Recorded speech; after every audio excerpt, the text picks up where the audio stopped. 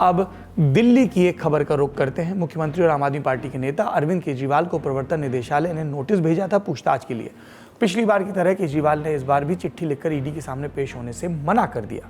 पहले जानते हैं कि मामला क्या है जिसमें ईडी ने केजरीवाल को समन भेजा।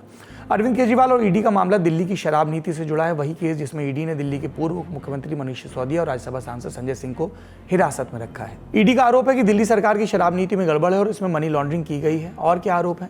दिल्ली सरकार की शराब नीति में कई प्रावधान जो निजी ठेकेदारों को फायदा पहुंचाते हैं। इनके तहत निजी ठेकेदारों को बिना शर्त और बिना नीलामी प्रक्रिया पालन किए शराब की दुकानें मिली।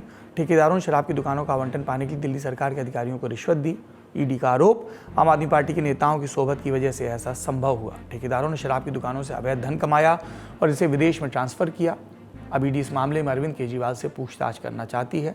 ईडी 2 बार समन भेज चुकी है। पहला समन भेजा 30 अक्टूबर को। पूछताछ का दिन मुकर्रर हुआ 2 नवंबर सुबह 11:30 बजे। जैसे कैलेंडर में 2 नवंबर की तारीख आई, चीज़ें पलट गईं। केजरीवाल ने कहा वो ईडी के दफ्तर नहीं जाएंगे, न पूछताछ में शामिल होंगे। एक चिट्ठी भी लिखी।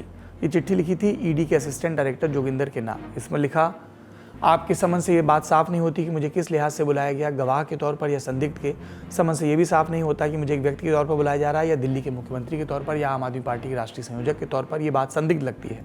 जिस दिन ये समन आया उस दिन दोपहर से ही भाजपा के नेता बोलने लगे थे कि मुझे समन भेजा जाएगा और अरेस्ट कर लिया जाएगा। उसके बाद शाम को समन जारी हुआ। इससे बात साफ होती कि समन पहले भाजपा नेताओं को लीक किया गया ताकि मेरी छवि खराब हो। ऐसा केंद्र में सत्ता में बैठी पार्टी के इशारे पर किया गया। फिर केजरीवाल ने लिखा कि मैं दिल्ली का मौजूदा मुख्यमंत्री हूं। पंजाब और दिल्ली राष्ट्रीय राजधानी क्षेत्र में सत्ता संभाल रही पार्टी आपका राष्ट्रीय संयोजक हूं। नवंबर में 5 राज्यों में विधानसभा चुनाव है। 3 दिसंबर को नतीजे आने और राष्ट्रीय संयोजक और स्टार प्रचारक होने के नाते मुझे यात्रा करना है। मुख्यमंत्री के तौर पर मेरे जिम्मे बहुत आधिकारिक काम है और नवंबर के दूसरे हफ्ते में दिवाली भी आने वाली है, तो अपनी जिम्मेदारियों के लिए मेरी उपस्थिति ज़रूरी है। मैंने आपको सारी बातें बता दी, कृपया अपना समन वापस लें। वैसे भी ये समन प्रेरित लग रहा है और जैसा मुझे बताया गया कानूनी रूप से टिकाऊ भी नहीं है। ये तब की बात है। इसके बाद केजरीवाल दिल्ली छोड़कर चले गए। शाम को मध्य प्रदेश के सिंगरौली में पंजाब के सीएम भगवंत मान के साथ चुनाव प्रचार करते दिखे थे। ये हुई पहले समन की बात। अब दूसरे समन की बात जो ईडी ने भेजा 18 दिसंबर को। पूछताछ का दिन तय हुआ आज यानी 21 दिसंबर का। पर 20 दिसंबर को अरविंद केजरीवाल विपश्यना साधना के लिए पंजाब के होशियारपुर चले गए और उनके इस कार्यक्रम की घोषणा 16 दिसंबर को मुख्यमंत्री कार्यालय की ओर से की गई। अब जिस दिन पूछताछ होनी थी उस दिन अरविंद केजरीवाल की नई चिट्ठी सामने आई। इस बार भी ये चिट्ठी ईडी के असिस्टेंट डायरेक्टर जोगिंदर के नाम लिखी गई। और इसमें क्या था, पॉइंट्स में जानते हैं। जिस दिन मुझे विपश्यना के लिए जाना था उसके एक दिन पहले शाम को समन भेजा गया, जबकि मेरे विपश्यना में जाने का कार्यक्रम पहले से तय था और मीडिया में प्रसारित भी किया गया था। मैं 20 दिसंबर से विपश्यना साधना का कोर्स अटेंड करूंगा। ऐसा मैं बीते 25 साल से लगातार कर रहा हूं। आपके समन की टाइमिंग देखकर मेरा इस बात पर भरोसा मजबूत होता है कि पूछताछ का कोई तार्किक मकसद नहीं बल्कि ये केवल प्रोपेगेंडा है और अगले साल होने वाले लोकसभा चुनाव के पहले सनसनीखेज खबर बनाने की कोशिश है। इसके बाद उन्होंने अपनी पिछली चिट्ठी का भी उल्लेख किया और कहा कि पुरानी चिट्ठी की नोटिस लिए बिना आपने नया समन जारी कर दिया। और फिर बात दोहराई केजरीवाल ने कि उन्हें नहीं मालूम कि एक व्यक्ति के तौर पर बुलाया जा रहा है या मुख्यमंत्री या आम आदमी पार्टी के संयोजक के तौर पर। जहां तक मुझे पता है कि राजनीतिक पार्टी मनी लॉन्ड्रिंग के कानून के दायरे में नहीं आती। यह भी कहा कि आपने अपने समन में मुझे केस की डिटेल मुहैया न कराने का चुनाव किया। केजरीवाल ने कहा, मैं इस देश का जिम्मेदार नागरिक हूँ, न्याय सम्मत समन से पीछे नहीं भागता, लेकिन मैं जानता हूँ आपका समन न्याय सम्मत नहीं है। कारण और ज़रूरत का जिक्र किए बिना जैसा शरीर बुलाए, जबकि कानून कहता है कि पूछताछ में आधिकारिक व्यक्तियों के जरिए भी पेश हुआ जा सकता है। ऐसे में आपके समन का मकसद मुझे प्रताड़ना देने और अपमानित करने का लगता है। समन में यह भी स्पष्ट नहीं कि मुझसे किसी किस्म की जानकारी मांगी जा रही है। संबंध में किसी प्रश्नावली का जिक्र नहीं जिसका मैं जवाब देता। ये सत्ताधारी पार्टी के इशारे पर किया जा रहा है ताकि राजनीतिक प्रतिद्वंदियों को चुप कराया जा सके। कृपया ईमानदारी के साथ काम करें, समन को वापस लें। चिट्ठी के बाद बीजेपी के धड़े की तरफ से प्रतिक्रियाएं भी आई और कहा गया कि अरविंद केजरीवाल जेल से विपश्यना करने के लिए तैयार रहें। अगर आप में सच है, अगर आपके पास आपकी इस सारे जेल में गए मंत्रियों के बावजूद आपको लगता है कि आपका इसमें कोई रोल नहीं है, तो आपको जाकर के बताना चाहिए। आप जा क्यों नहीं रहे हैं? आप अपने उनके जांच एजेंसी का जांच का सामना क्यों नहीं कर रहे हैं? केजरीवाल जी के शराब का हिसाब किताब है, अभी तक गिनती चल रही है। सुप्रीम कोर्ट ने मनीष सिसोदिया के बेल के समय, रिजेक्ट करने के समय बड़े स्पष्ट शब्दों में कहा था कि there is an established money trail. Money trail है और एस्टैब्लिश्ड है ये देश के सर्वोत्तम न्यायालय ने कहा। फिर भी आप अरविंद केजरीवाल जी की बेशर्मी को देखिए, आज भी भाग गए। 2 नवंबर को भागे थे, आज भी भाग गए। भाजपा के सवालों का जवाब दिया आम आदमी पार्टी के नेताओं ने। ईडी समन भेजे उससे पहले ही भारतीय जनता पार्टी के नेता टीवी पे बोलना शुरू कर देते हैं, समन आने वाला है, गिरफ्तार होने वाले हैं। देखिए, भारतीय जनता पार्टी कुछ भी कर सकती है। एक के बाद एक उन्होंने आम आदमी पार्टी के सभी नेताओं को जेल में डाल दिया है। अरविंद केजरीवाल जी को भी डाल सकते हैं, मुझे भी डाल सकते हैं, सबको डाल सकते हैं। क्यों? क्योंकि उनको आम आदमी पार्टी से, अरविंद केजरीवाल जी से डर लगता है। जो ये समन है, जो ये गिरफ्तारियां हुई हैं, उनका किसी भी प्रकार के किसी केस से, किसी इन्वेस्टिगेशन से, किसी भी प्रूफ से कोई लेना देना नहीं है।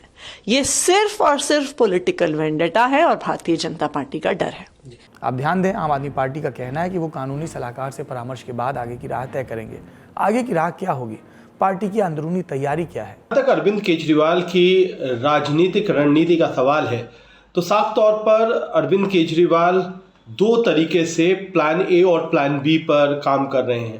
पहला जो प्लान ए है वो साफ तौर पर ये दिखाई पड़ता है कि अगर ईडी ने उनकी गिरफ्तारी की, पूछताछ के लिए बुलाया, तो किस तरीके से वो इसकी सिंपैथी लेंगे और 2024 के आम चुनावों से ठीक पहले इस तरीके की गिरफ्तारी को वो अपनी राजनीतिक फायदे के लिए इस्तेमाल करेंगे। जो दूसरा प्लान बी है वो एक तरीके से साफ तौर पर दिखाने की ये कोशिश है कि ये सब कुछ कानूनी तौर से अवैध है, ईडी पर दबाव है केंद्र सरकार का, और इसीलिए वहाँ पर से समन के बाद समन भेजे जा रहे हैं।